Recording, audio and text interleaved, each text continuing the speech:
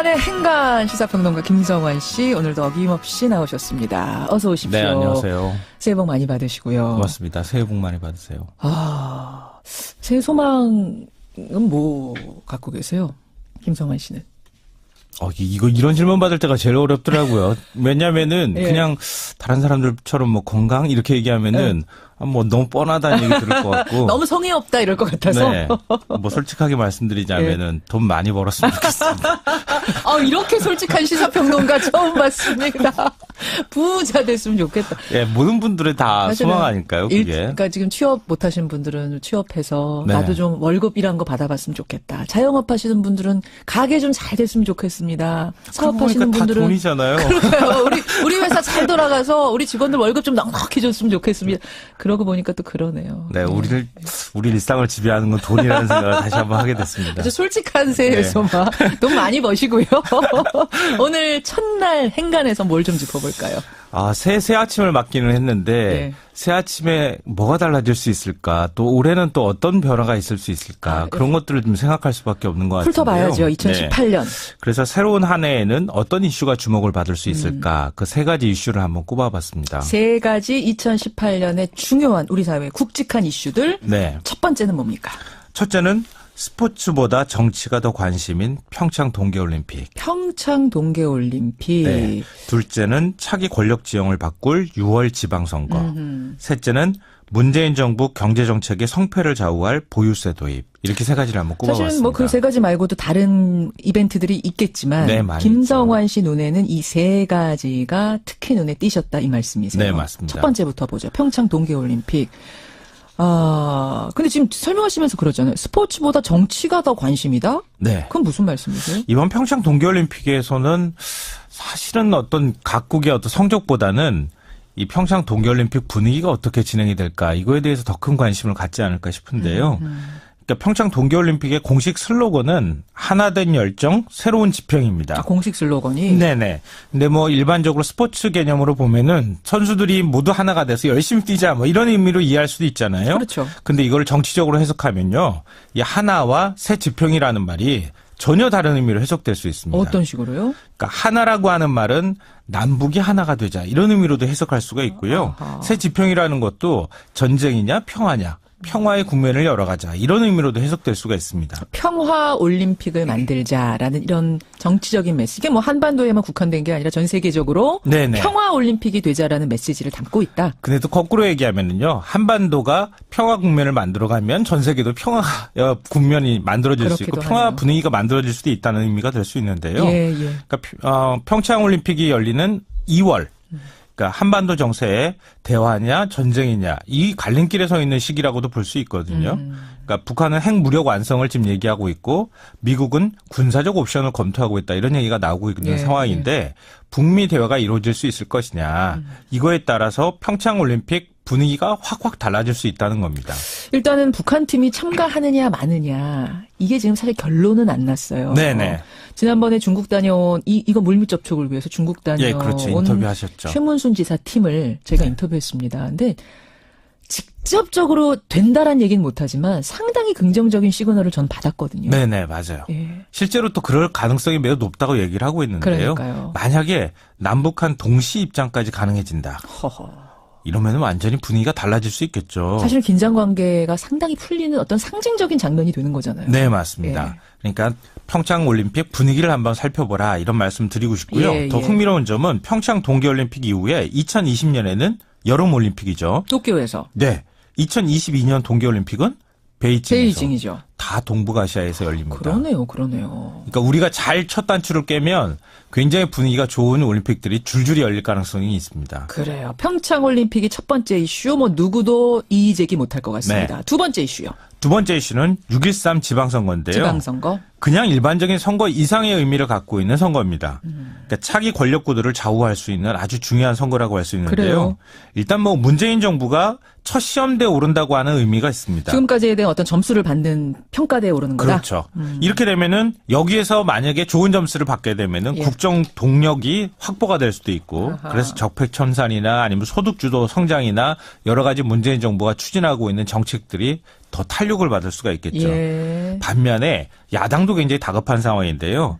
만약에 자유한국당의 경우에 여기서 대패를 했다. 네. 이러면 정말 어려운 상황으로도 갈 수 있거든요. 그렇죠. 여기서 만약에 어느 정도 지방선거에서 광역 자치단체장에서 한 6곳 이상을 얻을 수 있다. 이러면은 이 박근혜 정부 어두운 그림자를 걷어내고 새로운 제1야당으로 부상할 수가 있을 거고요. 계속 홍준표 대표가 지금 6곳을 사수하겠다 이런 말 하잖아요. 예, 17곳 중에서 6곳. 예. 근데 국민의당 상황도 굉장히 절박하죠. 그렇죠. 지금 통합 추진 작업이 제대로 될 것인가 말 것인가 그 성패 여부가 바로 이 지방선거에서 나올 수밖에 없을 것 같습니다. 잠시 후에는 박지원 전 대표 인터뷰도 준비가 돼 있어요. 국민의당은. 예. 그래요. 두 번째 이슈 그렇고 세 번째 이슈는 보유세를 왜 뽑으셨어요? 보유세가 단순히 이제 이게 세금을 늘리는 문제가 아니고요.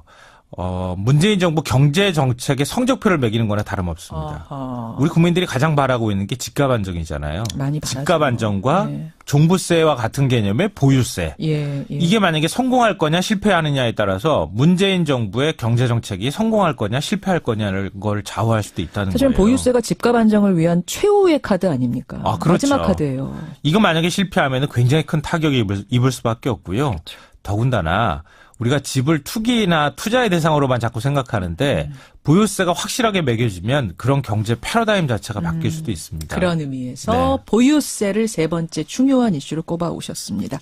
여러분이 생각하는 올 한해 중요한 이벤트 이슈는 뭔가요? 좀 받아보면서 김성환 씨 인사드리죠. 부자 되세요. 네, 고맙습니다. 팽간이었습니다. 5949님, 제 아들이 복무했던 백두산 부대가 소개되어 기분이 좋습니다. 백두산 부대 파이팅! 한박웃음님은 청성부대 얘기하셨네요. 입으로 가죠.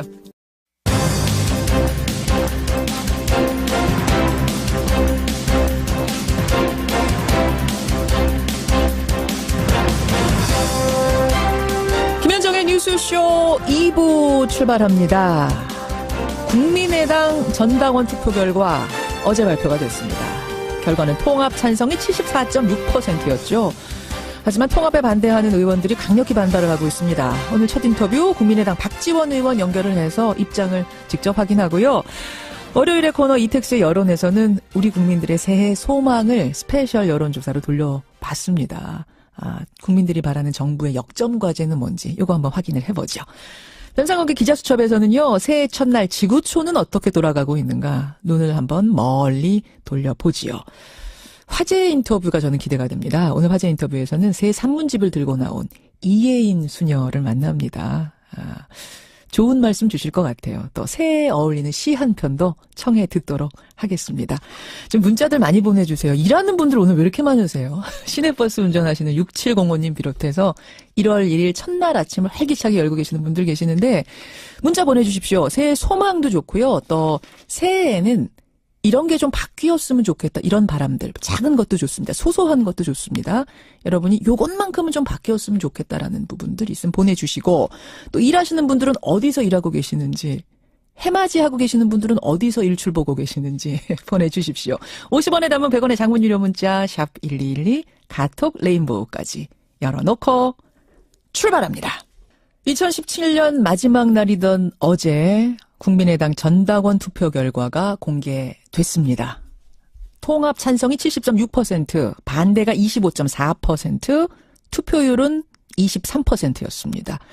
그러니까 투표에 참여한 당원 중에는 과반을 훨씬 넘는 숫자 74.6%가 바른정당과의 통합 찬성한다. 손을 들어준 셈이죠. 이 결과를 토대로 안 대표 측은 전당대회를 거쳐서 2월 내에 통합을 하겠다. 이런 입장입니다만 통합 반대파 의원들은 강력히 반발을 하고 있습니다. 어제는 국민의당 지키기 운동본부를 출범시키고요. 당원 투표는 실패였다 이렇게 선언을 하고 나섰는데요. 직접 들어보죠. 국민의당 박지원 전 대표, 박지원 의원 연결이 돼 있습니다. 박 의원님 안녕하세요. 새해 복 많이 받으세요. 아유, 새해 복 일단 많이 받으십시오. 예, 금년부터 3만 불 시대가 우리나라에 열린다고 하는데 예. 모든 국민이 행복한 한 해가 되기를 간절히 빕니다. 예. 박지원 의원도 하시는 일 모두 잘 풀리시기를 바랍니다라고 인사를 드려야 되는데 지금 네, 그렇습니다. 새해 첫날부터 좀 사안이 병원에서 전화를 받고 있기 때문에 왜 병원에 계세요? 저희 가족에도 제 아내가 입원하고 있어서 아이고. 큰 수술을 해서 잘 되기를 바라는 심정으로 있습니다. 아이고, 가족분 건강하시기를, 쾌차하시기를 저도 일단 인사드리고요. 인사 말씀 그러나 전하고. 울고만 있을 수 없어서 그러니까요. 며칠 전부터 국회에 나가서 열심히 싸우고 있습니다. 단도직입적으로 질문 드릴게요. 네. 이번 투표 결과 승복 못하십니까? 저희는 우선 당헌 당규 법적으로 33% 이상이 투표를 해야 효력이 발생한다는 것을 말씀드립니다. 그렇기 때문에 예. 지금 현재 약 24% 투표를 한 것은 무효다 이렇게 생각합니다. 근데 물론 투표율 23, 4%가 높은 투표율이라고 할 수는 없겠습니다만 이미 법원에서 3분의 1 투표율 넘겨야 한다는 기준은 여기엔 적용 안 된다라는 해석이 나왔기 때문에 문제 없다고. 그러한 규정을 해석한 게 아니고요. 예. 이번에는 그 신임 투표이고 예. 이 신임 투표 결과에 따라서 법적으로 안철수 대표가 물러간다, 물러가지 않는다는 것을 규정하지 않기 때문에 법적으로 해석할 필요 없다 하는 것입니다. 아, 그게 그러나 당헌 당규는 예. 또 우리나라 주민투표법에도 엄연히 3분의 1 이상의 투표를 해야만이 효력이 발생하게 돼 있습니다. 서울시장 선거를 할 때는 예.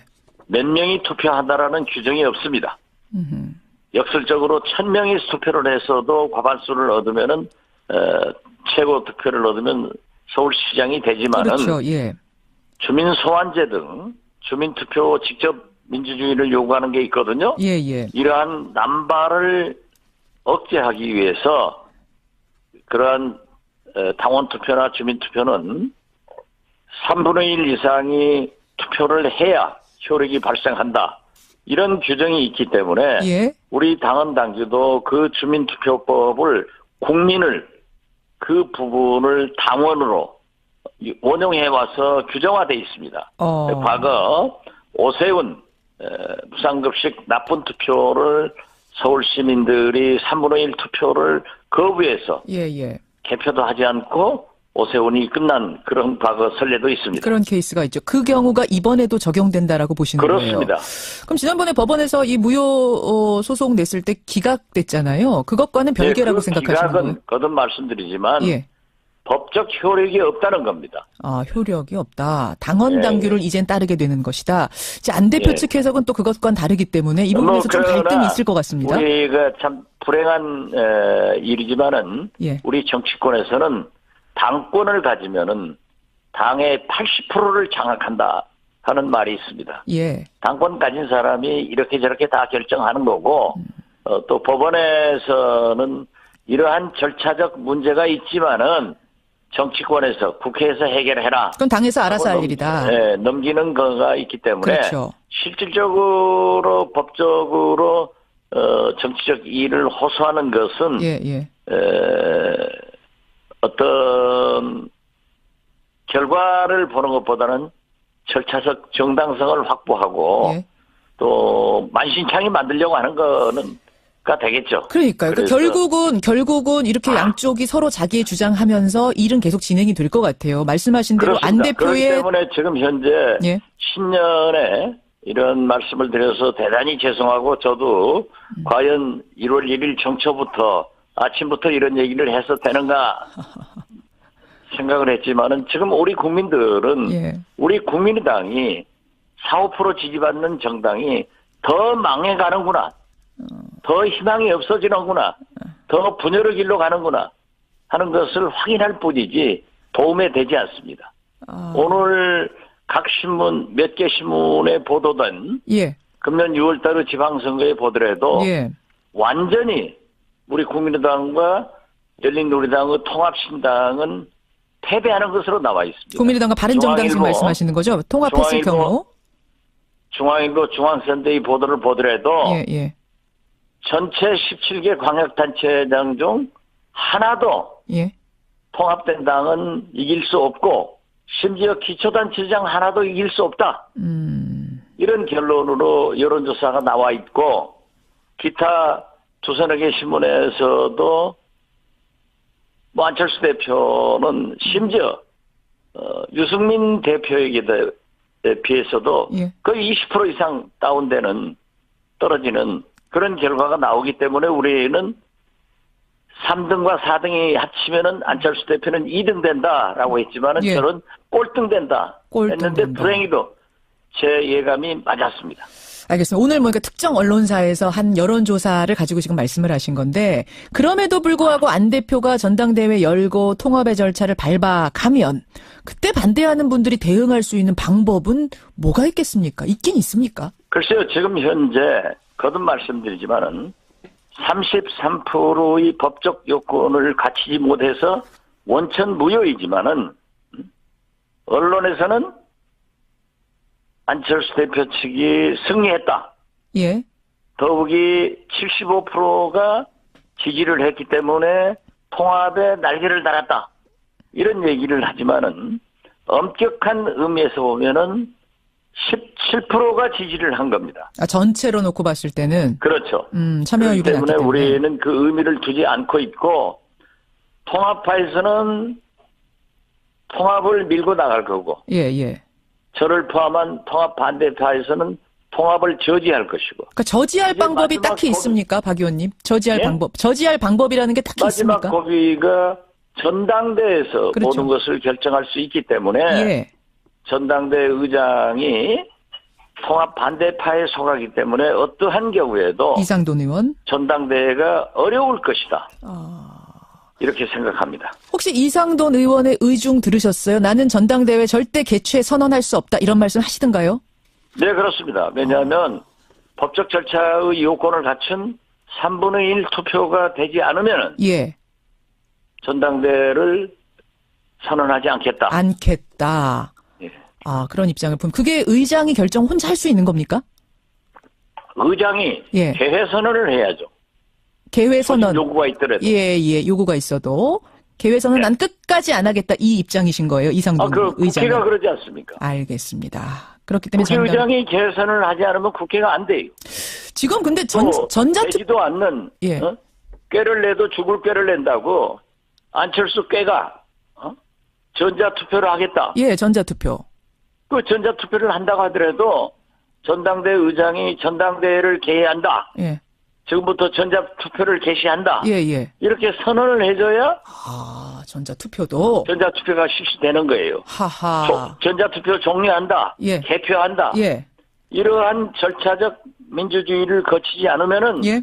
전당대회는 이루어질 수 없기 때문에 어떠한 경우에도 합의가 되지 않은 전당대회가 이루어진 것은 없습니다. 아. 딱 두 번 있는 게요. 예. 용팔이 예. 강목대 전당대회가 있고 YS를 제명한 정운갑 전당대회가 있는데 과거에. 그게 얼마나 우리 정당사에 지금까지 나쁜 그리고 악명을 떨치는 그런 전당대회였습니까? 그래서 어제 그렇기 때문에 그러셨더라고요. 만약 예. 이러한 절차를 무시하고 강행한다고 하면은 예. 안철수 대표는 제2의 용팔이, 그러니까 그러셨더라고요. 제2의 정운갑이 되는 거예요. 알겠습니다. 그래서 있을 수가 없는 겁니다. 자, 박지원 의원, 그러니까 통합 반대파 측의 입장을 지금 듣고 있습니다. 전당대회는 절대 의장이 개회 선언할 일 없을 거다. 지금 어떤 얘기가 나오냐면, 민주당 측에서 국민의당 의원들에게 물밑 접촉을 하고 있다. 몇몇 의원들에게 입당 여부를 타진하고 있다는 얘기가 들려요. 이거 가능성이 있는 얘기인가요? 그것은 정치권에서는 항상 나오는 얘기입니다. 그리고 그 얘기를 안철수 대표도 저에게 했어요. 물어보죠. 만약 정동영, 예. 천정배가 당대표가 되면은 민주당으로 통합할 것이다. 그래서 내가 나와야 되겠다. 그래서 저는 그때 당신이 나오면 절대 안 된다. 대선 패배해가지고 벌써 전면에 나서는 것은 옳지 않기 때문에. 지난번 대표 선거할 때, 예. 네, 차라리 젊은 지도자인 김성식 의원과 예. 우리 호남의 김관영 의원을 경쟁시켜서 당대표 원내대표로 내세우고 우리 중진들이 병풍 역할을 하자. 어허. 이런 제안을 했지만은 자기가 된 거예요. 예. 그리고 정치권에서는 항상 만나면은 우리 당으로 들어와라 하고 웃으면서 얘기하는 것을 모략의 방법으로 사용하는 것은 바람직하지 않습니다. 그냥 얘기 정도지? 그런 일은 저도 없을 거다. 민주당 의원들로부터 예. 대표님 민주당으로 들어오십시오. 뿌리 같지 않습니까? 이런 얘기를 많이 듣지만 그게 진지하게 어떤 대화가 진전된 것은 아니에요. 아니다. 자, 지금 이제 개회 선언조차 못할 거다라고 말씀하셨습니다. 전당대회. 하지만 그럼에도 불구하고 강행을 해버린다면 의장이 이미 중립성 잃었다라고 하면서 강행해버린다면 그때는 어떻게 되는 건가요? 당은? 할 수가 없죠. 그럼에도 불구하고 강행하면. 전당대회 의장을 또 선출을 해야 되거든요. 예. 그러려면 전당대회가 소집돼야 되고 전당대회 의장이 사회를 봐서 예. 새로운 전당대회 의장을 선출해야 된단 말이에요. 방법이 그 없다. 자체가 안 되는 거예요. 그렇기 때문에 거듭 말씀드리지만 예. 우리 정당사의 전당대회만은 주류와 비주류가 합의돼야 이루어지는 겁니다. 알겠습니다. 그리고 그렇지 않을 경우에는 예. 정운과 용팔이 전당대회처럼 날치기 처리하는 거예요.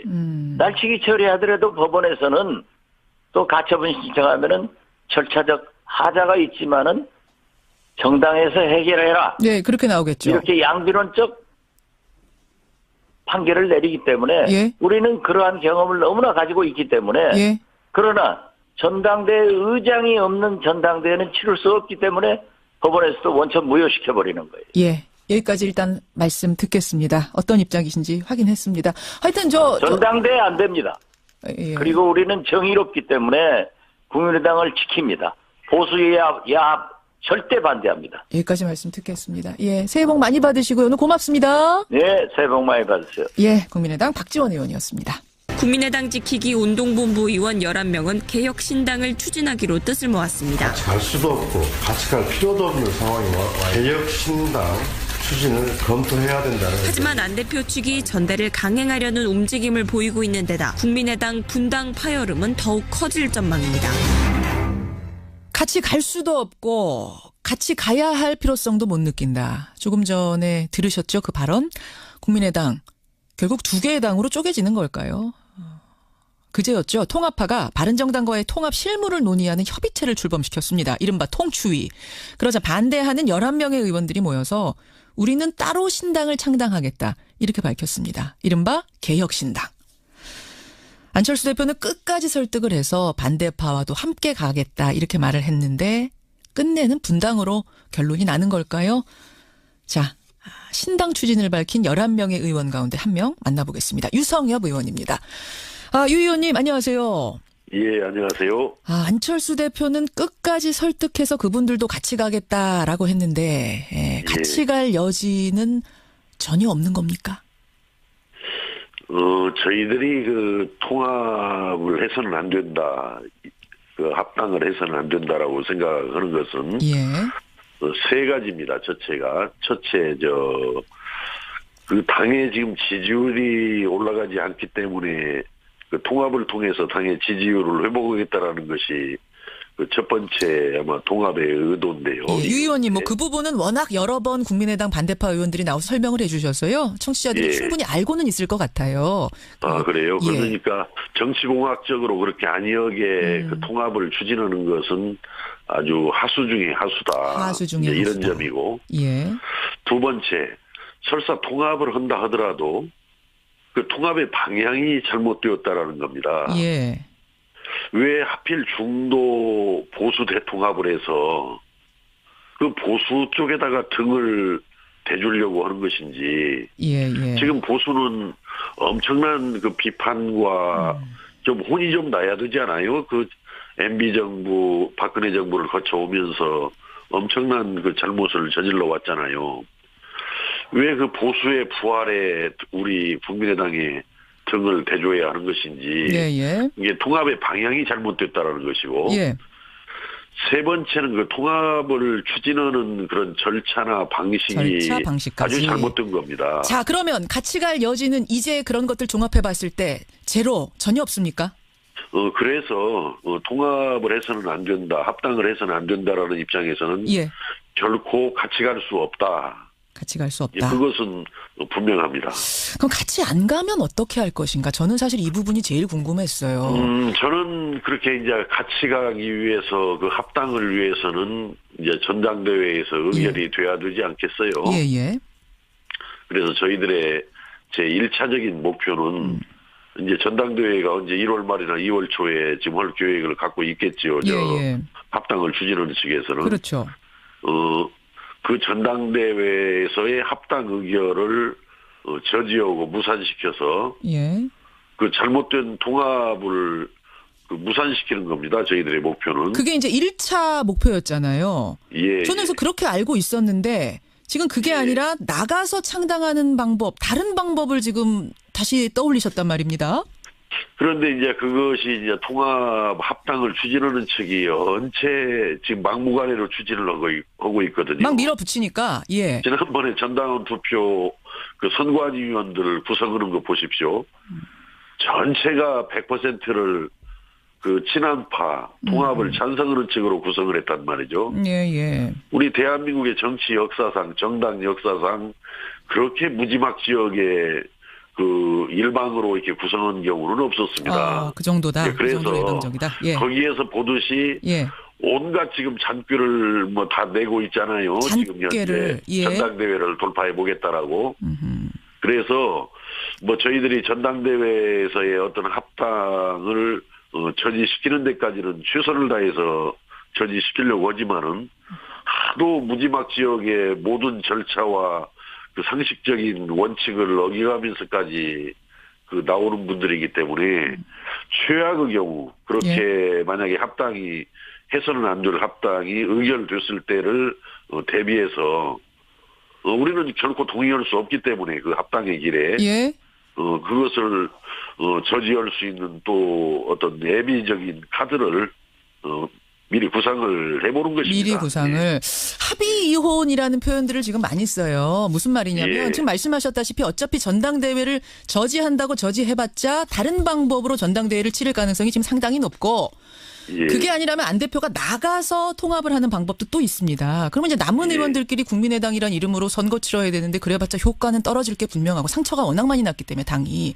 그래서 차라리 그러나 골이 간다라고 그래서 무슨 지방선거에서 성과가 난다. 그 말씀 이제 설명하셨고요. 그래서 차라리 우리가 나가서 따로 신당을 꾸릴 테니 전당대회 치르시오. 대신 나가려고 하는 비례의원들을 제명시켜달라. 그분들 그래야 의원직 유지할 수 있으니까 출당시켜달라. 이걸 이제 이른바 합의 이혼이라고 표현을 하더군요. 이렇게 정리를 할 수 있겠습니까? 그런데 어떻든 지금 무슨 뭐 합의 뭐 특히 이혼을 거론하고 지금 합의 이혼을 이야기하는 것은 좀 시기상조 같고요. 좀 빠릅니까? 어떻든 저희들은 그 전당대회를 저지시켜가지고 뭐 저지시킨 상황에서 통합을 하기를 간절히 원하는 그런 분들은 나가서 통합을 하고 싶습니다. 알겠습니다. 신당 한다면 몇 분의 의원이나 함께 하실까요? 글쎄요, 뭐 그 숫자도 그렇게 중요할까요? 그 숫자가? 중요하죠. 원내교섭단체가 되느냐 안 되느냐는 국회에서 힘갔는데 상당히 다릅니다. 뭐 현실 저보다 잘하시잖아요, 의원님. 중요하지만은 정치에서 더 중요한 것은 어떻게 하고자 하는 그런 생각, 가치가 저는 더 그 원내 교섭단체 20명 이상 요건보다도 더 중요하다고 생각합니다. 20명 안 됩니까? 그 말씀은? 제가 여기서 뭐 그걸 말씀드리는 것은 그렇지만은 20명은 훨씬 넘습니다. 훨씬 넘습니까? 지금 언론 보도에는 18명 정도다라고 얘기가 나오던데 20명 훨씬 넘는다는 말씀이세요? 만약에 최악의 경우 신당을 창당하는 상황이 되면은 그런 상황이 이제 된다라고 하면은 20명이 넘는다라고 해서 신당을 만들고 20명이 안 된다라고 해서 신당을 만들지 않고 이런 경우는 아닙니다. 그것은 아니다. 저는 뭐 20명 이상은 충분히 20명을 훨씬 넘는다라고 생각하지만은 설사 20명이 되지 않는다 하더라도 함께 갈 수 없는 것은 함께 못 가는 겁니다. 그렇군요. 지금까지 중도로 분류되어 왔던 분들 계세요. 박주선, 김동철, 주승용, 권은희, 황주홍 이런 의원들. 이분들 중에 사실상 반대쪽으로 돌아선 분도 계신단 말씀이세요? 그분들은 결국 만약에 최악의 상황이 오게 되면은 우리와 함께 하게 될 것이다라고 저는 조심스럽게 예상을 합니다. 그건 물밑으로 대화를 지금 많이 하고 계신다는 얘기고 그런 의사도 받으셨단 말씀으로 들리네요. 뭐 그런 구체적인 물밑 대화는 안 하지만은 전반적인 그런 상황을, 그동안의 상황을 짚어보고, 또 앞으로의 상황을 예상했을 때는, 만약에 갈림길에 서서 어디로 갈 거냐, 이렇게 선택해야 되는 상황이 왔을 때는, 저는 그 고리 가지 않으리라고 생각합니다. 우리와 함께하리라고 생각합니다. 박주선 의원 같은 분들, 워낙 이제 거물급 의원이시니까, 이런 분들 확실히 반대파 쪽 서실까요? 그럼요. 지금 현재 그 구당초라고 그래가지고, 그 당을 구하기 위한 초선 의원들의 모임도 있었지 않습니까? 오히려 뭐 중진 그런 의원들보다도 더 초선 의원들이 더 적극적입니다, 사실. 아니, 박주선 의원 같은 거물급이요. 중진 의원들. 그분은 통합 반대파셔요. 반대파로 봐도 됩니까? 박주선 부회장님은 통합 반대파입니다, 원래부터. 알겠습니다. 지금 갈림길에 섰을 때를 가정해서 말씀드리고 있는데, 갈림길에 섰을 때 가장 헷갈릴 분들, 고민이 많을 분들이 비례의원 세 분 아니에요. 박주현, 이상돈, 장정숙 의원. 어젯밤에 안철수 대표가 그랬습니다. 비례의원들 나간다고 해도 난 제명 못 시켜준다. 국민의당이란 이름으로 된 분들인데 이분들이 나가서 개인 활동하도록 어떻게 제명시켜주느냐. 어떻게 생각하십니까? 저는 안철수 대표가 어저께 그렇게 분명히 이야기를 하셨습니까? 그렇게 했답니다. 언론 인터뷰에서. 그런데 그것은 새정치를 하신다는 분으로서는 조금 실망스럽습니다. 그렇게 발언했다면. 지금 그 자유한국당에서 그 김연아 의원이라는 분 계시죠? 계시죠. 그분이 원래 바른정당과 함께 교회를 같이 하면서도 그 자유한국당에서 안 내보내주니까 정말 그 이상한 그런 입장에서 행보해서 정치를 했잖아요. 한국당의 당적은 두고 바른정당과 함께 활동하죠. 그런데 안철수 대표가 새정치 하신다는 분이 자유한국당과 똑같은 입장을 가지고 그거 보인다라는 것인데, 그건 굉장히 그 국민들이 보기에 아주 이상스럽게 볼 것인데요. 안철수 대표를. 끝끝내 그럼에도 불구하고 안철수 대표가 비례의원 3명 제명 못 시켜주겠다 하면은, 그러면 그 세 분은 당적은 통합당에 두고 활동은 신당하고 같이 하는 김연아 의원식이 되는 걸까요? 그렇게라도 활동하실 건가요? 아마 제가 보기에는 그 의원직을 뭐 유지하는 것도 현실적으로 중요한 일 중에 하나일 일 것이기 때문에 아마 그런 방식으로 해야 되지 않겠냐 이렇게 생각합니다. 그렇게라도 하겠다. 만약 굳이 뭐 거기에 질문 안 대표가 끝까지 안 해준다면 그 방법밖에 없죠. 저는 뭐 우리 안철수 대표가 그렇게까지 망가지지는 않으리라고 생각합니다. 그렇게까지 아니 그런 말씀 지금 분명히 하셨다니까요. 자유한국당과 똑같이 가겠다라는 모습인데 그거 그렇게 여기서요 안철수 대표가 아무리 그래도 자유한국당과 같은 그런 억지를 부리겠습니까? 알겠습니다. 그 부분 그렇고. 자, 그럼 신당 창당을 혹시 한다면 언제까지 돼야 한다? 마지노선 있습니까? 저희들은 아까도 말씀드린 대로 신당 창당이 절대적인 목표가 아닙니다. 물론 그렇긴 합니다만 유 의원님 죄송합니다만 정당 국고보조금 받으려면 2월 4일까지는 등록을 해야 돼요. 근데 돈 문제가 뭐 이게 아무것도 아니라고 할 수는 없는 것이 정당 하려면 돈 들어가는 건 아시잖아요. 아니요. 그러니까 아까도 자꾸 교섭단체를 가지고 그게 중요한 기준인 것처럼 또 뭐 정당 보조금 기준 뭐 중요한 것처럼 말씀하시는데 물론 뭐 그게 현실적으로 뭐 하찮은 일은 아니죠. 그러나 그런 것에 매여 가지고 무슨 일정을 본다든지 뭐 신당 창당을 해야 될 때 창당을 못 온다라든지 뭐 이런 건 아닙니다. 그렇기 때문에 알겠습니다. 그런 것은 하나의 중요한 참고사항일 뿐이지 결정적인 그 요소는 아니다.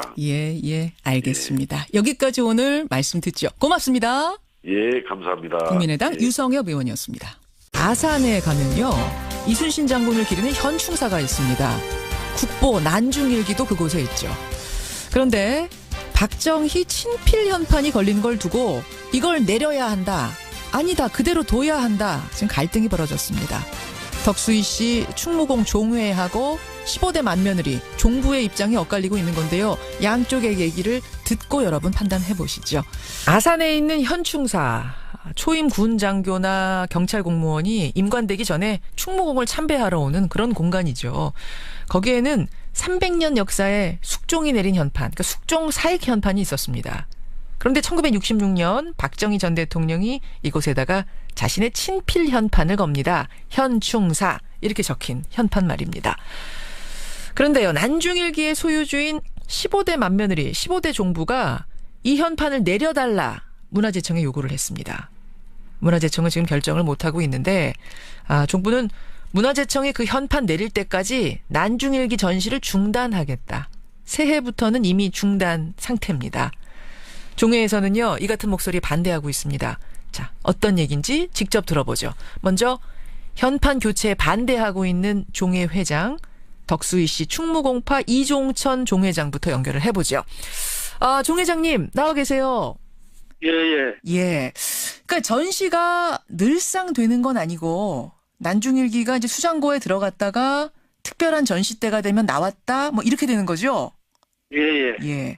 근데 올 1월 1일부터는 아예 전시 안 하겠다. 현충사에 가도 못 본다. 네. 그렇게 요구하는 거예요. 결국 이게 박정희 전 대통령의 친필 현판을 내리느냐 마느냐 이 문제 때문에 이게 생긴 건데 지금 난중일기 소유자가 15대 맏며느리예요. 15대 종부. 개인 거네요. 그게요. 예. 15대 종선이 자손이 없다고. 아들이 없어서. 예. 아들이 없어서 그 400몇 년 동안 계속 내려오던 건데 그 종부가 상속을 받은 거지. 친선이가 산 건 아니요. 그러니까 아들 이순신 장군의 아들의 아들로 이렇게 쭉 개인 소유로 내려오다가 대가 끊기면서 며느리 소유가 된 거군요. 예, 사유재산입니다. 난중일기는. 알겠습니다. 상황을. 현판을 내리느냐 마느냐 최종 결정권은 사실은 문화재청에 있습니다. 국보기 때문에요. 예. 15대 맏며느리, 15대 종부는 문화재청에다가 내려달라 계속 요청을 하고 있어요. 우선 종회의 입장은 뭡니까? 종회선이요? 예. 친선이는 종부. 그 여자가 우리 저 종갓집 재산 또 유물 고택 이런 거를 전부 땅은 팔아먹어서 저희가 못 찾고 유물만 남았는데 예. 그래서 저희는 그걸 움직이지 못하게 가처분 신청을 했었어요. 그런 아주 복잡한 일단 갈등이 있었군요. 그래서 저희가 그 친선이를 제명을 시켰습니다. 아주. 예, 그래서 호적에만 있지 종부도 아닙니다. 이것은 어쨌든 사유재산이고 사유재산권, 소유권을 그 종부 최문선 씨가 가지고 계신 상태였기 때문에 어떤 법적으로는 지금 뭐 문제는 없는 상태예요. 근데 지금 문제는 이제 현판입니다. 현충사라고 적힌 현판. 이거를 내리자. 그리고 애초에 숙종이 사액한 사액 현판으로 바꾸자라는 게 종부의 주장인데 이거는 근데 왜 찬성을 못 하십니까? 예, 숙종이 내린 현판은요. 예. 구현충사는 조그매요. 예. 조그만데 지금 현충사는 박정희 대통령이 성역화를 해서 참 웅장하게 이렇게 현충사를 다시 지었습니다. 1966년에 현충사 성역화 작업을 하면서 그때 이제 지어서 거기에 맞게 이제 박 대통령이 현충사라는 그 현판을 썼는데 그렇죠. 숙종만 임금이지 박정희 대통령도 임금이요. 예? 그게 무슨 말씀이세요, 선생님? 박정희 대통령이 임금 아닙니까? 대통령이 임금은 아니죠. 지금 뭐 군주 시대가 아니니까. 임금이나 마찬가지죠. 근데 이제 대통령이라는 거는 선거로 뽑힌 거니까 민주주의 제도에서 임금은 아닙니다만 어쨌든 리더란 의미 말씀하시는 거예요? 국가의 리더? 그래서 그 현판하고 어울리지도 않고 그 현판을 내리려면 현충사를 다 부셔야 돼요. 박정희 대통령이 해놓은 거 현판만 내리면 됩니까? 다 부셔야지. 현판 내리려면 현충사도 부셔라? 그건 너무 극단적인 주장 아니세요? 여기서 김선희 얘기만 듣고 그런 얘기들을 자꾸만 하니까 그런 얘기를 하지. 현판을 내리면 현충사도 그 박정희 대통령이 해놓은 현판이나 현충사나 마찬가지 아닙니까? 예. 그리고 그 현충사에는 숙종이 내린 현판은 페이지 안에 쬐끔해서 너무 쬐끔해서 크기가 안 맞는다. 맞지도 않고 그런 거를 현판을 내려라 뭐라들 남 얘기하기 좋은 대로 그렇게들 말씀들 하시니까 저희가 지금 충무 할아버지 제사를 1년에 4번 지내는데 우리가 뭐 소유권 욕심나서 그러는 게? 그러면 그 요구를 들어서 숙종의 사액 현판 걸면 다시 전시한다는 거고 그러면은 지금 말씀하시듯한 염려는 해소되는 거 아닙니까? 현판은 이 양반아 어른이다가 애들 현판 마냥 그 페이지도 안에 그걸 옷다 갖다 붙여. 너무 작아서. 그러면은 지금 박정희 전 대통령은 이제 사회적으로 공과 과가 엇갈리는 인물 아니냐. 그 뭐가 현판을 엇갈려요? 걸어놓으면 이순신 장군 이미지에도 안 좋으니까 이걸 좀 바꾸자는 건데 숙종의 현판이 작으면 아예 그럼 다른 제3의 인물로 좀 큼직한 걸로 거는 건 어떻습니까? 아니 박정희 대통령이 해놓은 거를 왜 박정희 대통령이 현충사를 지어서 자기 이 친필로 써놓은 거를 현충사는 박정희가 짓고 현판은 딴 사람이 하고 그 말씀 같은 소리를 해요. 아니 이렇게까지 갈등이 심하다면은 제3의 인물을 쓸 수도 있지 않을까 싶어서요. 해결책이 안 되겠습니까 그건?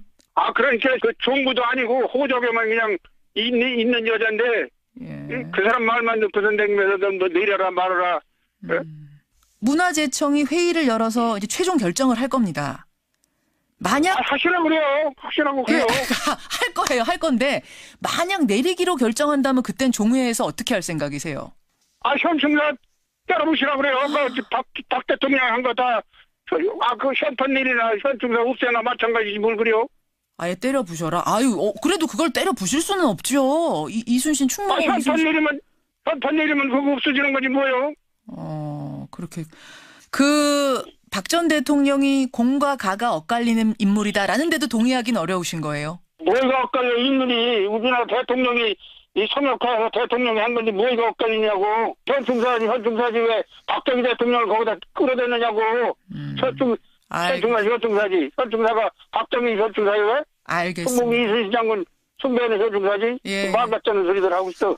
아이고 선생님 조금만 진정하시고요. 우리 청취자들이 지금 듣고 계세요. 전국의 청취자들께 종회를 대표해서 마지막으로 한 말씀 해주시죠. 국민들한테. 종회를 대표해서 우리는 현판 내려도 안 되고 지금 가처분 시장에서 유물 못 나가게 지금 진행 중이고 그래요. 아이고 그만합시다. 예. 이거 와요 와. 우리 알겠습니다. 예 인사만 할게요 선생님. 신문도 다 있고 다 근거 우리 다 있을게 잠시 오라고. 회장님 오늘 고맙습니다. 지금 전화가 인사를 나눠야 되는데 전화가 끊어진 건가요? 끊으신 건가요? 이거는 저희 제작진 밖에서 좀 확인해 주세요. 예, 전화를 다시 한번 돌려보기로 하고 시간 관계상 종부 쪽 입장 15대 만며느리 입장 듣겠습니다. 충무공 이순신의 15대 만며느리 최순선 씨 연결이 돼 있습니다. 최순선 씨 나와 계세요. 안녕하십니까. 현충사의 현판을 내려라. 왜 이런 요구를 하십니까? 그거는 현충사는 박정희 전 대통령의 기념관이다 이런 말들이 있었어요. 그 정도로 현충사는 박정희 전 대통령에 대한 이미지가 너무 강해서 또 정치적인 게 너무 많이 휩싸여서 그동안에 문제가 좀 있었습니다. 정치적인 문제에 휩싸이기도 하고. 예. 그래서 첫째는 거기서 벗어나고 싶고 또 외색도 현충사에 너무 많이 있어서 그 외색도 지우고 싶고 또 하나는 순수한 충무공 이순신 장군만의 기념관으로서 제가 다시 제대해서 돌려놓고 싶은 거죠. 그런 마음. 네네. 저는 그 세 가지가 중요한 입장입니다. 예. 근데 지금 충무공 종회 측 입장 아시겠지만 네. 박정희 전 대통령이 1966년에 현충사를 이렇게 큼직하게 지어주고 성역화해 줬는데 이건 이순신 장군을 제대로 기념하자는 뜻인데 그런 뜻을 가진 사람이 친필로 적어준 그 큼직한 현판을 내리고 왜 숙종의 그 작은 현판, 맞지도 않는 작은 현판을 다시 걸어야 되느냐 이런 말씀을 하세요. 현충사의 역사는 조선시대 숙종 현충사라는 현판을 내려받았거든요. 그게 시작이죠. 그래서 종가에서 전승비에 왔고요. 일제 강점기에 현충사를 다시 세우면서 종가에서 또 그걸 다시 걸었어요. 예. 그래서 종가 입장에서는 특별한 애정을 갖고 있습니다. 그 사이즈가 작다는 부분에 대해서는 어떻게 생각하세요? 사이즈가 좀 맞지 않는다, 현판의 크기가. 이제는 그 사이즈에 맞게 다시 또 현충사가 외색을 벗어나려다 보면 많은 손을 대할 겁니다. 현충사에서. 어차피. 현충사를 어차피. 그렇다면 원래 그대로 보존하면서 거기에 맞춰야 되지 않느냐. 현충사라는 데가 꼭 크기의 의미는 없지 않습니까? 작아져도 상관없다고 생각하시는 거예요? 현충사는 원래 지금 그리고 외색이 너무 짙거든요. 그 안에만 해도. 어차피 다시 지어야 되는데. 저는 손을 대야 되기 때문에. 현판 사이즈 맞게 지어라? 네, 그러고 싶습니다. 근데 이제 종회 측에서는 이런 얘기도 해요. 숙종만 임금이냐? 박정희 전 대통령도 그 시대의 임금 아니냐? 박 전 대통령이 쓴 현판의 가치가 숙종의 사액 현판 못지 않다. 이런 주장인데요. 글쎄, 그거는 그분들의 생각이고, 또 저는 박 대통령이 왕일까요? 저는 왕이라는 생각은 하지 않습니다. 그분들의 이제 생각이 좀 그 부분은 잘못됐다라고 보시는 거예요? 잘못됐죠. 엄청 잘못됐죠. 엄청 잘못됐다고 보세요. 네네네. 그 최종 결정은 종회가 하는 게 아니죠? 당연하죠. 예, 문화재청이 하게 됩니다.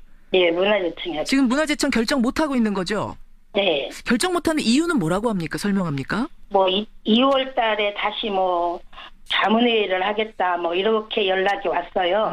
근데 작년에 종가에서는 금속 이전 문제, 외색 조경 문제, 현판 문제에 대해서 제안을 제시 못하면 올해 1월 1일부터 유물 전시를 중단한다고 통보까지 했는데도 제안을 제시 못하고 내년 2월에 자문회의를 또 개최한다고 하니까 그래서 그 뒤에 결과를 알려주겠다고 합니다. 문화재청은 너무 소극적이죠. 지금 이유가 딱 나온 건 아니지만 상당히 신중하게 문화재청이 지금 결정을 하고 있는 건데 만약 현판을 내리지 않으면 지금 종부님 소유, 만며느리 소유로 되어 있는 안중일기 전시를 불허하겠다 이러셨어요.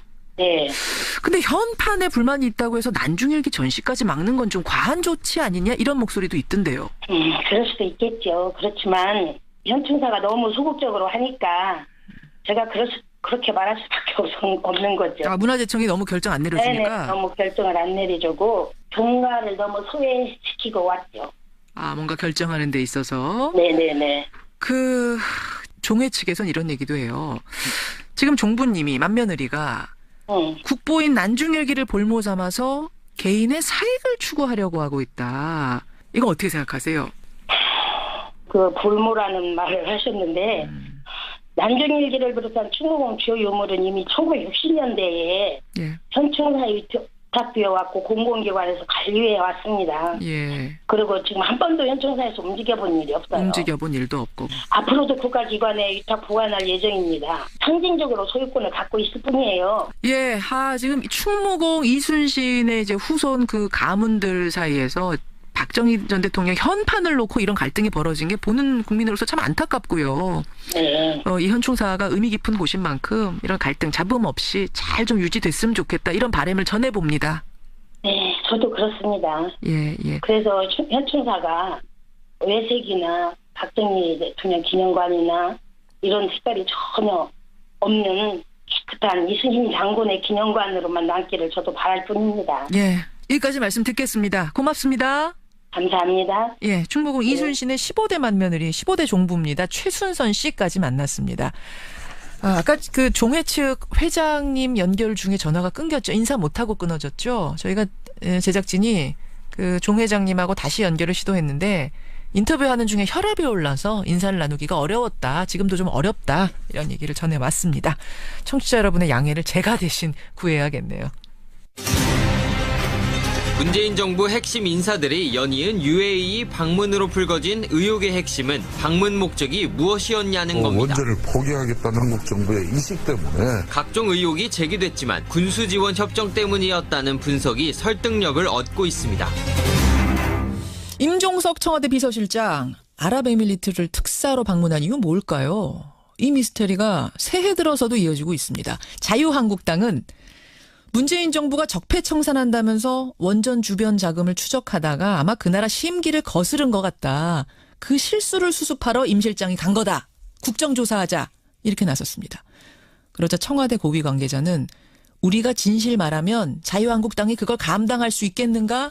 이런 말을 했다고 하죠. 또 이명박 전 대통령은 박근혜 정부에서 뭔가 잘못했다. 이런 뉘앙스의 말을 남겼습니다.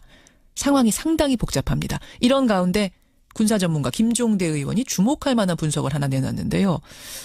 들어보죠. 들어보고 퍼즐을 한번 맞춰보죠. 정의당 김종대 의원입니다.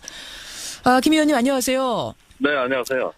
임 실장의 아랍에미리트 방문, 지난 정부의 비밀 양해각서, 그러니까 비밀 MOU와 관련이 있다 이런 주장을 하셨어요. 네. 이게 무슨 말씀입니까? 2009년에 이명박 정부에서 아랍에미리트로부터 원전을 수수했어요. 그러니까 아랍에미리트가 21조 원짜리 우리 원전을 수입해 준 거죠? 그렇습니다. 우리가 지어주는 겁니다. 그렇죠. 순수하게 원전 계약인 줄 알았는데 그때부터 저는 이제 언론사 기자하면서 계속 이 문제를 추적을 해왔고요. 예. 최근에 이 논란이 불거지면서 다시 1년의 진행 과정을 다시 재검토해 본 결과, 예. 국회도 전혀 알려지지 않은, 한국 아랍에미레이트 간의 군사 양해각서가 체결이 됐다. 최근에 갈등이 벌어진 것은, 예. 이 양해각서의 이행 여부를 두고 양국 간에 상당한 신뢰 손상이 갔고 그 결과 갈등이 발생해서 이거를 수습하러 임종석 실장이 특사로 아랍에미레이트를 방문하게 됐다. 이게 제 분석입니다. 원전을 수출한 것까지만 우리는 알고 있었어요. 그래서 원전 수출 대단한 성과다. 요것까지만 우리는 공개적으로 알고 있었는데 그 뒤에 비밀 양해각서, 군사 양해각서가 체결이 됐을 거다. 문재인 정부 들어서 체결이 됐다는 거는 저는 거의 확인했습니다. 확인하셨어요. 네네. 이건 확정적이다. 근데 문재인 정부 들어서 보니까 이게 지금 들어줄 수 없는 것, 그러니까 이행하지 않은 것 같고 그게 아마 그 나라 심기를 건드리면서 그걸 설명하러 임 실장이 간 거 아니냐라는 말씀이신데 김 의원님 그러면 그 양해각서, 군사 양해각서의 내용이 뭔가가 중요합니다. 왜냐하면 그 내용이 들어줄 만한 내용이었는데 문정부가 안 들어주려고 한 거면 문정부 문제가 되는 거고 그 양해각서가 도저히 들어줄 수가 없는 문제여서 문정부가 안 들어준 거라면 체결한 사람들이 문제인 거잖아요. 예, 양해각서는 우리가 들어줄 수준을 초월하는 굉장히 국내법에도 저촉이 되는 무리한 내용이었고 어떤 내용 약속이었습니다. 어떤 내용으로 파악하십니까?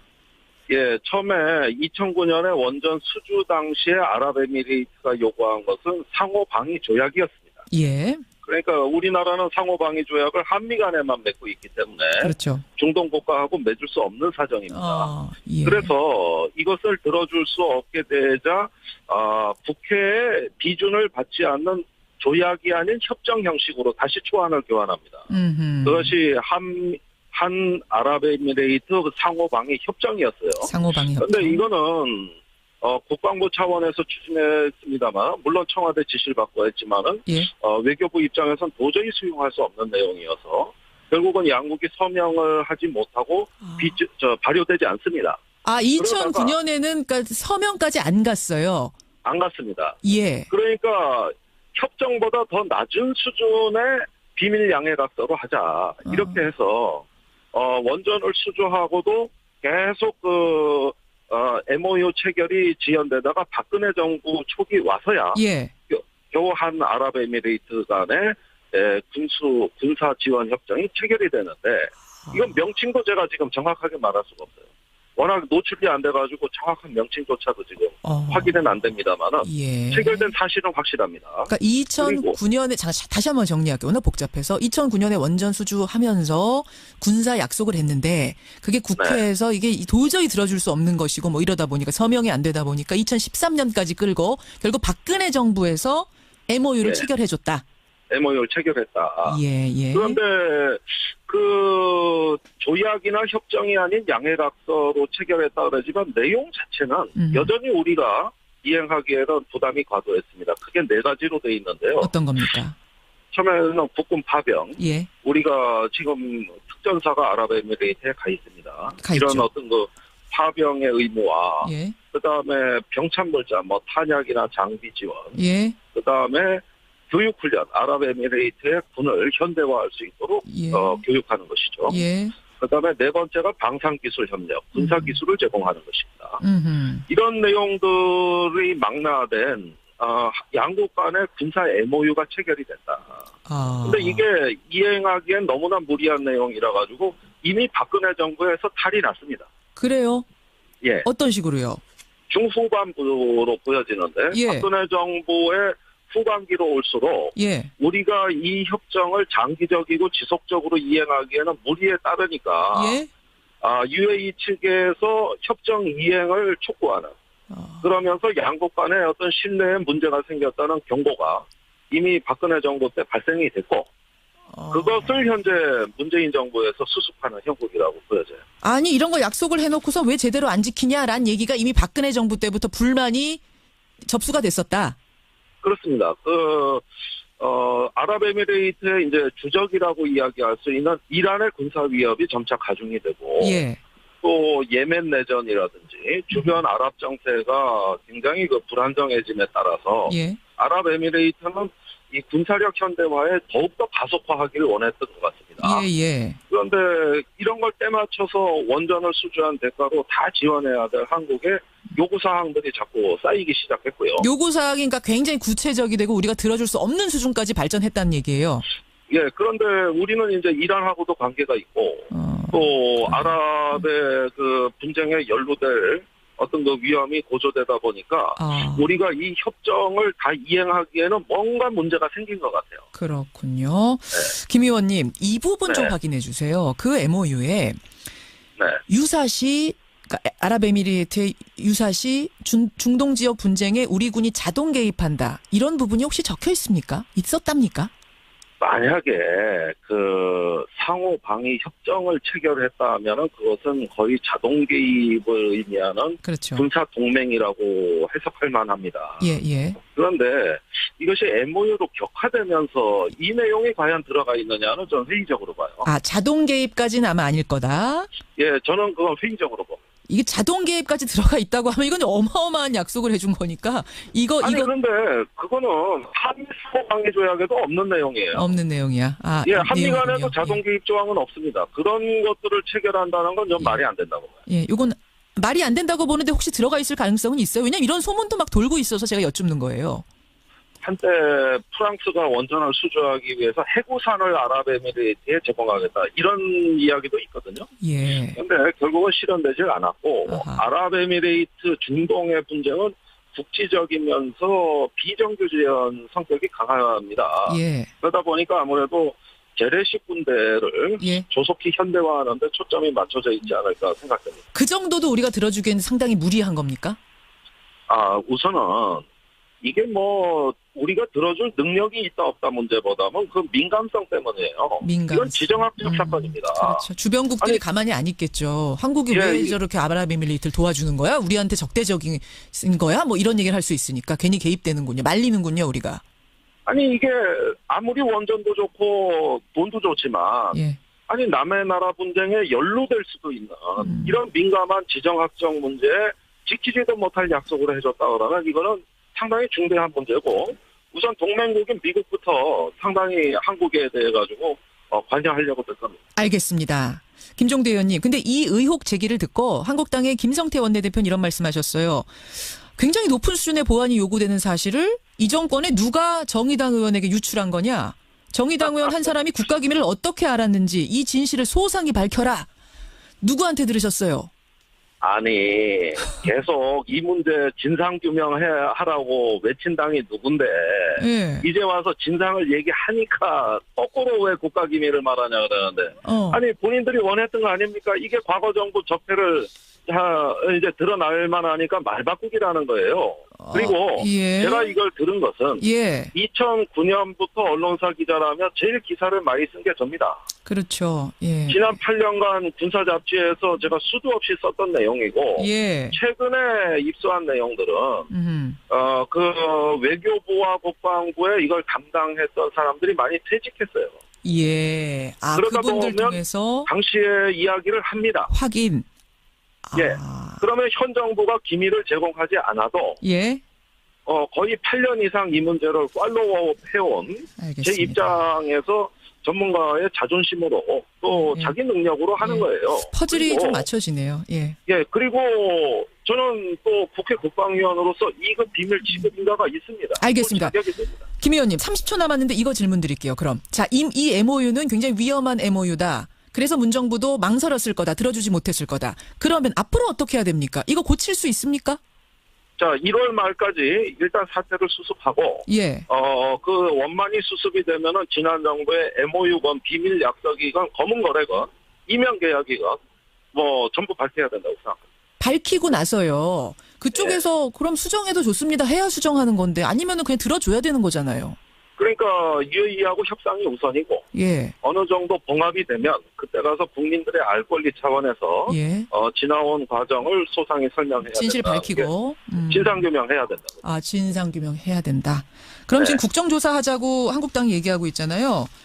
적극 찬성입니다. 적극 찬성. 왜 국정조사만 합니까? 지금 당장 상임위 열어버리죠. 알겠습니다. 예. 네, 1월에 상임위 열면 될 거 아니에요. 여기까지 말씀 듣겠습니다. 고맙습니다. 네, 감사합니다. 정의당 김종대 의원이었습니다. 방송만 나갔다 하면 화제가 되는 시간이죠. 뉴스를 쏟아내는 코너. 우리 정치의 한 달 앞을 내다보는 시간입니다. 월간 정두원 뉴스쇼의 뉴스메이커 정두원 전 의원 오셨습니다. 어서 오십시오. 네, 안녕하세요. 새해 복 많이 받으세요. 아유, 새해 복 많이 받으세요. 네. 새해 소망 여쭙고 시작해야죠. 네, 그냥 마음 편안하게 잘 지냈으면 좋겠어요. 뭐 큰 욕심 없습니다. 그래봤자 뭐 되는 것도 없고. 왜 또 시작부터 셀프 디스를 하면서 시작을 하세요. 마음 편히 네. 행복하게 그 이상이 뭐 있겠습니까? 맞습니다. 네, 행복한 한 해. 그래. 그나저나 정 의원님. 뭐 수사도 본격화된다고 하니까 제가 이것부터 좀 여쭐게요. 네. 한때 이명박 전 대통령의 측근이었던 거 이거 부인 안 하시잖아요. 예. 예, 물론 나중에 뭐 돌아서셨습니다만 어쨌든 측근이었는데 다스 MB 겁니까 아닙니까? 국민들이 그거를 몰라서 물어보겠어요. MB 건지는 다 압니다. 근데 요구를 하는 거예요. 예. 네 거라서 미안합니다. MB 당신 건데 예. 이 기회에 포기할래? 아니면 어디 좀 굳은 일 좀 당할래? 그 둘 중에 하나를 선택하라고 요구하는 거죠. 어차피 아는데 어차피 예. 당신 건 줄 아는데 예. 그냥 아니 그러니까 내게 아니라고 하는 순간 예. 이제 대박 터진 거죠. 그 친형이랑 처남댁이랑 또 예. 친구랑은 그렇잖아요. 그러니까 그게 8조짜리 회사라는 거 아니에요? 맞아요. 예. 그 MB가 내게 아니라고 그러면 그 사람들 거가 되는 겁니다. 이상은 씨 뭐 이런 사람들 대박 예. 나는 거예요. 그러니까 그걸 포기를 해야 돼요. 지금 그 시점에 와 있는 거예요. 그러니까 국민들이 그걸 요구하는 거예요. 그러니까 국민들보다 우리가 어떻게 보면 더 모르는 거죠. 국민들은 다 MB 거 알면서 너 그거 포기할래? 아니면 네 거 해갖고 굳은 일 당할래? 예. 그렇게 이제 요구하는 거죠. 아니 그러면 MB 거라고 얘기하는 거 들으신 적도 있어요? 전에? 그 전에 그러니까 이제 뭐라 그랬냐면 예. 정세영 회장하고 되게 친해요, 두 분이. 정세영 회장이 현대자동차 회장이었잖아요. 그렇죠. 예. 그러니까 정세영 회장이 이제 권유를 한 겁니다. 뭐라고요? 당신도 뭐 좀 하나 해서 챙겨라. 왜 남 좋은 일 시킬 건 뭐 있냐. 예. 그래서 이제 그거를 하게 됐고. 자동차 부품 회사니까 다스는. 예, 심지어는 현대건설에서 공장까지 지어줬다는 거예요. 정세 회장이 그렇게 하라 그래서. 그러니까 이제 왕 회장도 다 묵인하에 예. 자기는 하게 된 거다. 그때는 이제 서울시장 시절이니까 예. 그렇게 설명을 한 거예요. 왜 그렇게 설명을 했냐. 예. 내가 이걸 꼽을 쳐가지고 꽁수로 몰래 내가 한 게 아니라 다 인정받고 다 한 거다. 공개리에. 그거를 주변에 그냥 다 얘기하고 다녔어요. 그렇죠. 예. 숨길 이유가 없는 거였으니까. 근데 그 얘기가 지금 자승자박이 될 수가 있는 얘기가 된 거죠. 그렇군요. 제가 또 이렇게 얘기하니까 예. 또 뭐 댓글들이 달아오는데 무슨 배신자 뭐 이렇게 못 달았는데 이게 좀 누가 얘기하면 그런 댓글을 또 달아요? 아니 많이 달고 근데 배신은 이명박 대통령이 나한테 때린 거지 내가 이명박 대통령 때린 게 아니에요. 좋은 나라 만들자고 같이 해놓고 뭐 맨날 저런 식으로 했잖아요. 근데 내가 왜 배신자입니까? 그럼요. 제가 형님 출마하면 안 되고 형님이 개입하면 안 된다 이러다가 밀려난 거잖아요. 맞아요. 옳은 소리 하다가 옆에서 옳은 소리 하다가 댓글 보면 배신자 뭐 이런 게 하도 많아서 제가 열받아가지고. 울지 마세요. 지금 울먹울먹 하세요. 정두원 전 의원. 정두원 전 의원이 배신한 게 아니라 이명박 전 대통령이 배신한 거죠. 한 거면 분명히 이건 하고. 어쨌든 다스는 내 거다라는 얘기. 이거 내가 하라고 현대 쪽에서 권유해서 차린 거란 얘기를 주변에 다 했단 얘기예요. 그러니까 내 거다라는 얘기가 아니라 이제 창업을 한 거죠. 내가 그게 그 얘기인 거니까. 그리고 이제 그 명의를 이제 그 사람들 명의로 해놓은 거죠. 그렇군요. 왜 자기 명의로 안 한 거예요? 그 회장이 자기 명의로 그렇게 하면은 이상하죠. 회사에서. 그러니까 그 당시는 현대 사장이었는데 그러면서 자회사를 또 차린다는 게 이게 맞지 않으니까. 안 맞는 거죠. 그러니까 다 그렇게 한 겁니다. 그러다가 이제 지금 그거를 자기 아들 명의로 돌리기 위해서 지금 작업들을 하고 있잖아요. 이시영 씨. 이제 그 작업을 이제 스톱을 해야 될 시점에 와 있는 거죠. 그럼 이상은 씨만 대박 나는 거네. 형님만. 대박 8조짜리. 지금 그러면은 그걸 물으니까 이명박 전 대통령 MB가 그걸 왜 나한테 묻느냐. 역정을 내고 막 이랬잖아 기자들한테. 진짜 좀 마음에 안 들죠. 뭐 그렇게밖에 얘기할 수 없겠죠. 할 수 없는 상황이어서. 알겠습니다. 그러면서 밤잠을 설칠 수 있겠어요. 이거 8조짜리 회사 이거 어떻게 해야 되나. 굉장히 그럴 것 같아요. 왜냐하면 정말 돈에 대해서는 집착이 강하신 분이거든요. 그래요. 네, 그러니까 그 대통령 재직 시절에 그 140억을 김경준으로부터 받아냈잖아요. 그 와중에. 그 많은 소액 피해자들이 받아야 될 돈을 그냥 혼자서 다 받아내잖아요. BBK. 예. 그것도 대통령 재직 시절에. 저는 그게 너무나 지금도 좀 가슴이 아파요. 그 공사 구분을 그렇게 못하시나. 꼭 그 돈을 대통령 재임 시절에 받아냈어야 했나. 물론 재임 시절이니까 받아내기가 편했겠죠. 그렇죠. 너무 심했어요. 그런 게 마음에 안 들어서 결국은 갈라서신 거잖아요. 난 같이 못하겠다. 지금 다 국민들이 그래서 싫어하는 거겠죠. 알겠습니다. 정두원 전 의원 다스부터 확실하게 좀 못 받고 시작했습니다. 월간 정두원 한국당 얘기부터 해보죠. 한국당. 예. 새로운 원내대표 뽑혔고요. 바른정당에서 대거 복당해서 자리까지 잡았고 그분들. 예. 한국당 이제 좀 풀리는 겁니까? 아니면 여전히 답답한 겁니까? 지지율이 맨날 똑같잖아요. 뭐 10몇 프로 뭐 거기서 못 벗어나는. 왜 그런 거예요? 왜 못 벗어나는 거예요? 뭔가 혁신하려고 계속 노력은 한다고 하는데. 그러니까 한국당은 지금 쉽게 얘기하면 태극기 플러스 영남만 있는 겁니다. 여전히. 나머지 건전한 보수라고 할 수 있는 세력들은 다 떠났거든요. 안 돌아오는 거죠. 왜냐하면 한국당의 면모가 돌아올 수 있는 면모가 아니에요. 그리고 간판부터가 그 간판 보고 누가 건전한 보수가 돌아오겠어요. 왜요? 자유한국당 간판 왜요? 왜 자유한국당 왜요? 자유도 좋고 한국도 좋은데. 그 간판 말고 얼굴 말이에요. 얼굴. 인물들. 아니, 특히 간판 얼굴. 홍준표 대표. 꼭 그렇게 얘기해야 되겠어요. 그렇게 개인 디스 또 하기 싫어서. 이건 얘기 안 한 걸로 할게요. 하여튼 간판 그분. 정부 여당으로서는 이보다 더 좋을 수 없는 대표가 이제 하고 그 당을 맡고 있는 거죠. 최근에 그렇고 보니까 하나 큰 이슈가 된 게 그 통일나무 그림. 초등학교 4학년생이 그린 그림이 우리은행의 무슨 미술대회에서 대상을 탔어요. 그러면서 우리은행 달력에다 그걸 실었단 말입니다. 근데 이제 통일나무에 태극기도 꽂혀 있고 북한의 인공기도 꽂혀 있는 그림이었단 말입니다. 이걸 보고 이제 홍준표 대표가 강하게 비판을 했죠. 한국당이 집회도 하고 막 이런다는데 우리은행 앞에서. 이건 어떻게 보셨어요? 그러니까 이제 시대착오적인 거죠. 그래서 이제 태극기 플러스 영남밖에 안 되는 거죠. 그래서 지지율이 그거밖에 안 되는 거죠. 자 보세요. 지금 남북한은 유엔 동시 가입돼 있습니다. 그리고 대통령마다 대통령들이 뭐라 그러는 줄 아세요? 뭐라 그래요? 우리 정상회담을 하자 그랬습니다. 박근혜 전 대통령 가서 만났고 압수했고 정상회담이 꿈이죠 대통령들의. 그러면서 이것도 뭐 하자는 거예요. 그러니까 그걸 갖고 이제 냉전 사고방식에서 못 벗어난 시대착오적인 사람들인 거고. 그래서 이제 이거밖에 안 되는 겁니다. 다른 거 다 떠나서 초등학교 4학년짜리가 종북이란 말입니까? 종북이란 말을 걔가 알아요? 그래서 그러고 나오는 사람들이 있는 한 정말 보수들이 다시 집권하는 건 유언하다 이거예요. 그래서 어떻게 좀 세월이 많이 흘러야 되겠죠. 그 그림 보셨어요, 의원님? 네. 그 통일나무 그림? 저도 그림은 좀 보거든요. 대성할 어린이더라고요. 대성할. 예, 아주 우리나라 앞으로 좀 나이 들면은 정말 세계적인 작가가 될 거예요. 이야, 그 아이 지금 이제 초등학교 4학년 11살인데 대성하고 나면 뭐라고 할지 저 되게 궁금해지는데요. 그때 이제 뭐 나는 뭐 이미 이제 땅에 묻혀 있겠죠. 그 아이가 상처받지 않았으면 좋겠어요. 진짜로. 상처 받았겠죠 이미. 몰랐으면 좋겠어요. 이 얘기를 4학년이니까 몰랐어요. 애들이 다 알죠. 알까요? 아이 걱정이 저는 제일 많이 되는데 순수한 마음에서 그냥 통일나무 통일됐으면 좋겠습니다. 평화통일 이렇게 그린 그림을 가지고 이걸 정치적으로 이용해버리니까 너무너무 마음이 안 좋더라고요. 이번에 표 엄청 잃었을 거예요. 표 엄청 잃었어요. 그래도 뭐 미워도 다시 한번 잃었던 사람들마저도 이제 다 떠나가는 거죠. 중도층 표는 다 이탈이에요. 중도 보수 뭐 이런 표들. 알겠습니다. 한국당 답답한 상황 이번 인공기 논란 가지고서 우리가 한번 풀어봤어요. 국민의당, 바른정당 이쪽 가보겠습니다. 이제 묶어서 얘기하게 됐어요. 아예. 국민의당, 바른정당 묶어서 통합은 되는 거죠? 뭐 되겠죠. 되는 거죠. 그런데 이제 문제는 뭐냐면 안철수 대표가 너무 거칠다는 거죠.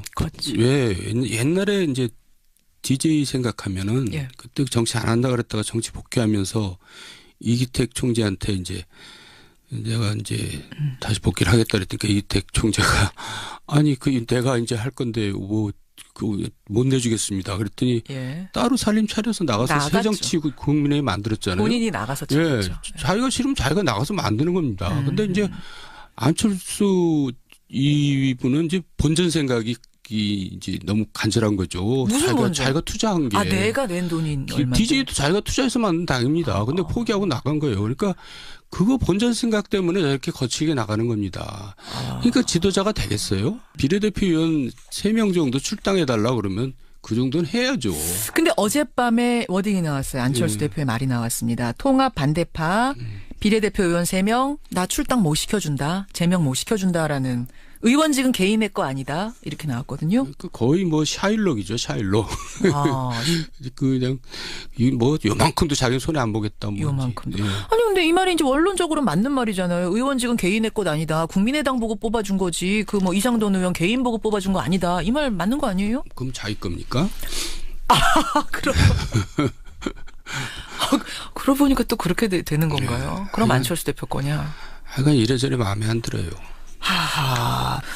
그러면은 국민의당 바른정당이 통합한 그 통합당의 미래는 어떻게 보세요? 당장 지금이야 이렇게 통합을 그쪽과 손잡고 아무 문제 없이 통합하고 있습니다만 일단 만들어 놓고 나면 당 대표는 누가 할 것인가? 정체성 문제 여기저기 부딪힐 가능성이 좀 있어 보이기도 해서. 개인적으로 걱정되는 게 안철수나 유승민이나 다 참 성격적으로 만만치 않은 사람들이거든요. 한 성격 하시는 분들이에요? 그러니까 성격이 뭐 나쁘다기보다도 화합적인 사람들이 아니거든요. 이렇게 같이 더불어 일하는 사람들이 아니에요. 좋은 게 좋은 거다 이런 분들은 아니고 소신 강한 사람들이다. 소신이라고 할 수도 없고. 뭐라 그래요? 비타협적인 사람이죠. 고집 그럼 고집이 세다? 고집도 그렇고 하여간 좀 사람들과 잘 못 어울리는 사람들이 사회성이 별로 없는 사람들입니다. 그렇게까지 말씀하시면은 이왕 얘기하려면 제대로 아예 사회성이 없어 보였어요? 옆에서 보실 때 정치하면서? 그렇죠. 그러니까 이제 그걸 싸가지 없다 그러잖아요. 아이고, 또 왜 이러세요? 아니 저는 공개적으로 많이 얘기했어요. 왜 그러세요? 큰일 나면 어쨌든 그러니까 옆에서 보면 나쁜 말로 하면 사회성 없는 거고 좋은 말로 하면 자기 소신과 고집이 뚜렷한 정치인이다. 좋은 말도 안 맞는 것 같은데. 여하튼 그래서 이제 그 당이 처음에는 컨벤션 효과도 있고 뭐 그러겠지만은 계속 갈지가 의문인데. 그러니까 아까 말한 이제 중도 보수층을 끌어들여야 되잖아요. 그러니까 결국은 자유한국당하고 나눠 먹는 겁니다. 그러니까 이제 여당 입장에서는 지방선거가 되게 좋죠. 그렇게 보시는 거예요. 지방선거에서는 큰 시너지 못 낼 거라고 일단 보시는 거예요. 뭐 시너지가 아니라 이제 서로 그냥 도토리 키게 경쟁하겠죠. 자유한국당하고. 그렇게 보시는군요. 비슷비슷하게 될 거다. 그럼 지금 바른정당 안에서도 그런 생각을 하는 분들이 계시는 것 같아요. 누구냐면 김세현 의원, 이학재, 또 누구였지? 남경필 이제 의원은 아닙니다만 남경필 지사가 있죠. 이런 분들 지금 나갈까 말까 생각하면서 약간 움찔움찔하고 있는 이분들 어떻게 될까요? 결국은 이제 자기 총선 생각하고 이제 고민하는 거죠. 그리고 남경필 지사는 이제 지방선거 생각하고 그러니까 갈 겁니다. 자유한국당 갈까요? 남경필 지사 갈 거고 김세현 의원하고 이학재 의원도 결국 갈 것 같은데요. 그렇게 비판하고 나왔는데 갈 수 있는 명분이 있어요? 지금 비판하고 나오고 간 사람 중에 뭐 옛날에 그래도 많이 정말 사람들한테 그래도 기대를 걸었던 사람들이 있잖아요. 기대를 받았던 사람들. 정치라는 게 사람을 그렇게 힘들게 만들더라고요. 또 저 같은 사람은 또 그런 거 소신 지킨다고 별 볼 일 하나도 없잖아요. 이렇게. 소신 괜히 지키다가. 비참하게 지내고 있잖아요. 아니 무슨 비참해요. 이게 좋은 겁니다. 저 맨날 할 일 없어갖고 누구랑 밥 먹을까 비참해요. 오늘 여러 가지로 계속 울먹울먹. 새해 첫 시간인데. 울먹 아니에요? 정두원 전 의원 여러분 수첩에 스케줄 쫙 비어 있습니다. 연락 좀 주시고요. 같이 식사 좀. 아니 근데 어쨌든 소신 지키면 초라해지는 게 현실 정치다 지금 그 말씀하고 계시는 거예요. 그러다 보니까 현실 정치인들은 결국 명분이 좀 부족해도 자기 살 길 찾아서 또 한국당 들어가는 거다. 예. 이제 제 얘기라서 뭐 그렇지만은 전 나름대로는 항상 언행일치 하려고 그러고 또 초지일관 하려고 그러고 성공우사 하려고 그러는데 그게 이제 다른 의원들한테는 불편하게 보여지는 거예요. 너 혼자 잘났냐? 뭔지 이렇게 돼가지고 항상 외롭더라고요. 그래서 지금 좀 후회되는 게 많아요. 나도 적당히 하고 타협할 걸. 적당히 말도 좀 자제하고 뭐 그럴 걸. 이렇게 혼자서 그렇게 했나 이런 후회도 많이 들죠. 현실 정치가 그래요. 그래서 남경필 지사나 뭐 이런 분들 다 자기 나름대로 또 그럴 수밖에 없었겠지 이렇게 이해를 하죠. 아유. 갑자기 오늘 왜 이렇게 오늘 짠하게 만드세요, 저를. 정초부터. 정 의원님. 그러니까 정 의원이 여기 저 월간 정도원 나와서 하는 한마디가 다 사이다다 막 지지하는 문자 엄청나게 지금도 들어오고요. 사실은 인터넷상에서도 굉장히 화제가 되고 그냥 거침이 없으니까. 근데 그렇게 함으로써 피해 입는. 그게 돈이 안 되더라고요. 돈이 돼야 되는데. 아유, 참, 오늘 솔직한 고백들 많이 하십니다. 정두원 전 의원 함께하고 있습니다. 민주당 가보죠, 민주당. 여기는 뭐, 인물난이 아니라 인물이 넘쳐서 문제 아니에요? 지금 지방선거 앞두고? 네, 뭐, 많다고 좋은 건 아닌데. 아니, 당장 서울시장만 보더라도, 박원순, 박영선, 우상호, 정봉주, 민병두, 뭐, 전현희, 정청래, 이름이 그냥 오르내리는 분이 한두 분이 아니에요. 근데 이제 박원순 시장이 사실 서시장을 3번이나 한다는 거는 좀 불편해요. 그 정도면 후배들한테 넘겨주고 또 자기가 뭐 각광을 받았으면 몰라도 그렇지도 않으면 그래야 되는데 어쨌든 현역이니까 프리미엄이 있겠죠. 근데 지금 쭉 얘기한 사람 중에서 그래 눈에 띄는 사람도 없어요. 마땅히 대안이 없어서 나도 박원순 시장이 민주당 대표로 한 번 더 나갈 거다라고 보시는 거예요. 그러면 자 사실은 여론조사 신년 벽두의 모든 언론사에서 한 여론조사에서도 다 박원순 시장이 1등 했습니다. 현역 프리미엄 확실히 있고 뭐 우세합니다. 대적할 만한 인물을 야당이 찾아야 될 텐데 홍정욱 전 의원이 사실은 야당이 힘실어서 영입하려고 하는 인물이라고 알려졌었는데 불출마 선언했습니다. 왜 그럴까요? 계산이 안 나오니까 그렇죠. 무슨 계산이요? 그러니까 이제 당선 가능성이 전혀 없다고 보는 거죠, 본인이. 홍정욱. 계산 안 해보겠어요. 다 여론조사 해보고 다 해보죠. 홍 회장은 계산기 다 두드려 보고 아니다. 승산 없다 생각하고 깨끗하게 포기한 거다. 그렇죠. 그 야당은 결국 누구 내세워야 돼요, 그럼? 없으니까 홍준표라도 나가야지. 그냥 하시는 말씀이요? 가능성 있는 얘기예요? 진짜 없을 수 있어요. 그렇잖아요. 나경원이 나가겠어요? 누가 나가겠어요? 나경원은 또 나갈 수 있죠. 나가는데 돈이 얼마나 드는데요. 그 많은 막대한 돈을 쓰고 떨어질 사람이 누가 있어요. 그렇군요. 경력 관리를 한다면 몰라도. 아까 계산기 두드려 본다는 얘기가 그런 의미예요? 그렇죠. 돈이 몇십억 들어가요. 그렇군요. 정두원 전 의원 어떠세요? 한번 도전. 돈이 몇십억 들어간다고 방금 얘기했잖아요. 알겠습니다. 야당에선 마땅한 인물이 지금 보이지 않는 상황. 홍준표 대표가 진짜 나가야 될지도 모르는 상황도 올 수 있다? 안 나가죠. 지구당 위원장을 경북에서 한다는 사람, 대구에서 한다는 사람이 나가겠어요. 그건 아닐 거다. 그럼 찾다 누구까지 가야 되는 거예요, 결국은? 굉장히 머리가 아프겠죠. 그러다가 진짜 경력관리상 필요하다고 생각한 사람이 나오겠죠. 알겠습니다. 자, 이렇게 해서 지방선거 얘기까지 잠깐 해봤는데요. 월간 정두원 보내드릴 때가 됐는데 정두원 전 의원님 시읒, 기역, 비읍, 치읒 이거 무슨 뜻 같으세요? 저도 뭐 고민해봤는데 도저히 답이 안 나오는데 그거 고민할 필요 없어요. 왜요? 왜냐하면 음주 카톡을 한 거거든요. 그러니까 이제 앞에 네 자는 이제 제대로 카톡을 음주를 했는데 미음, 치읓, 시읒, 쌍기역 이렇게 해서 지금 김종석 의원이 이게 시민들한테 이렇게 댓글을 보냈다는 거예요. 그거에 뭐 이제 미친 먹자. 말하시면 안 되고요. 그거 안 되고요. 그렇지만 뒤에는 이제 그것도 지금 뭔지 아무도 몰라요. 비슷하게 하려고 그랬는데 잘못 친 거죠. 오타입니까? 음주 때문에? 음주 문자예요? 그렇게밖에 안 보여요. 그거 갖고 고민하면 되겠어요? 알겠습니다. 월간 정두원 오늘은 여기까지. 새해 첫 시간 고생하셨고요. 오늘 2번이나 울먹하셔서 제가 마음이 좋지가 않아요. 잘못 보셨네. 힘내시고요. 힘내시고 새해 복 많이 받으시고요. 감사합니다.